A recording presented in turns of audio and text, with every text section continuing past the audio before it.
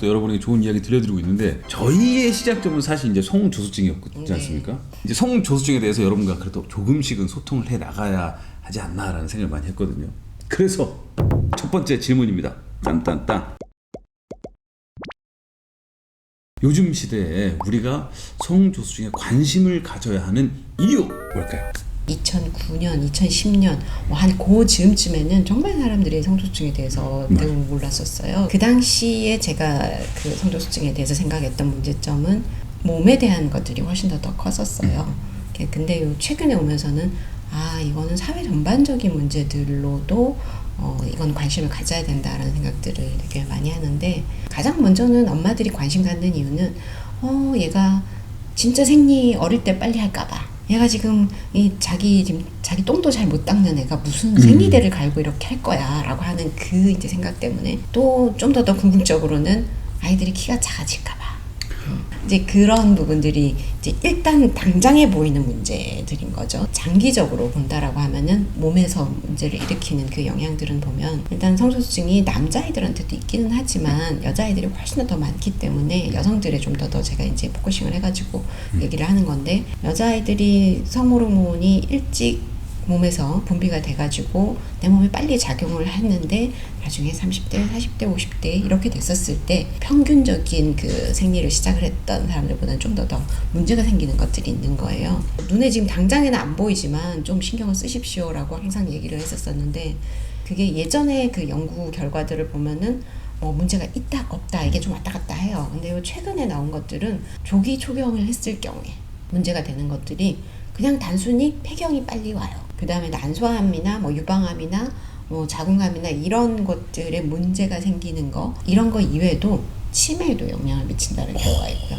심혈관 질환도 있고요. 다양한 질환들하고 엮여가지고 그 연관성이 굉장히 많이 지금 발표가 되고 있어요. 이 성호르몬이라고 하는 게 단순히 그냥 우리가 생식을 위해서만 필요하고 그런 게 아니라 우리 몸 전반적인 그 대사나 어떤 그 우리 생로병사 중에서도 큰 역할들을 하고 있기 때문에, 성호르몬이 일찍 작용하고 더 오래 작용하고 더 많이 작용했다라는 거, 아니면은 일찍 작용했다가 빨리 또 끝나가지고 평균적이지 않게 내 몸에서 짧은 시간 동안만 작용하고 끝났다라는 거, 이런 게 전신에 영향을 미칠 수 있는 거예요.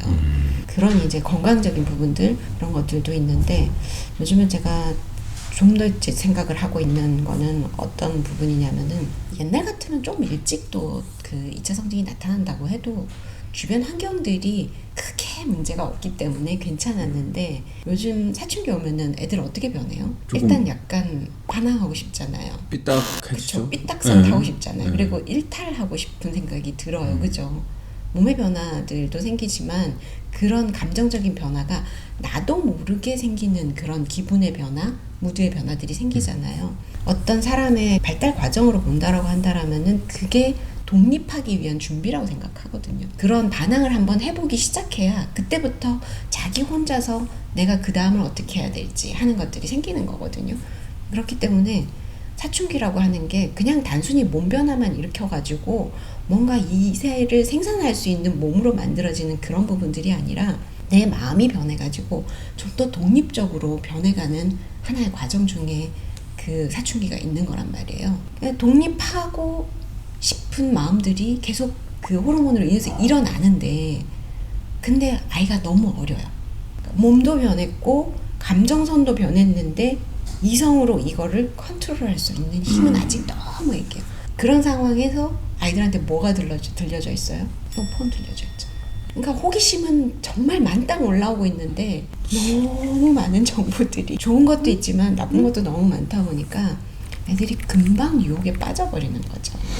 근데 그게 아직 그냥 몸 변화도 없고 감정선의 변화도 없으면은 그런 것들이 별로 안 들어와요. 정보들이 막 이렇게 흩어져 있어도 관심사가 별로 아닌 거예요.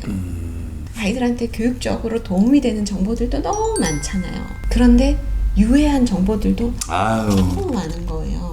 근데 사춘기 호르몬들이 움직이면은 왠지 모르게 끌리는 거는 이쪽이 아니라 저쪽이라고요. 근데 여기에 대해서 기초 지식도 하나도 없어. 그러면 얘들이 어떻게 갈까요? 짬나는 시간에 이런 것들로 자꾸 그 스트레스라든지 자기의 욕구라든지 이런 것들을 자꾸 채우려고 하는 부분들이 생기니까, 점점 그걸 또 이용하는 나쁜 어른들이 또 생기는 거.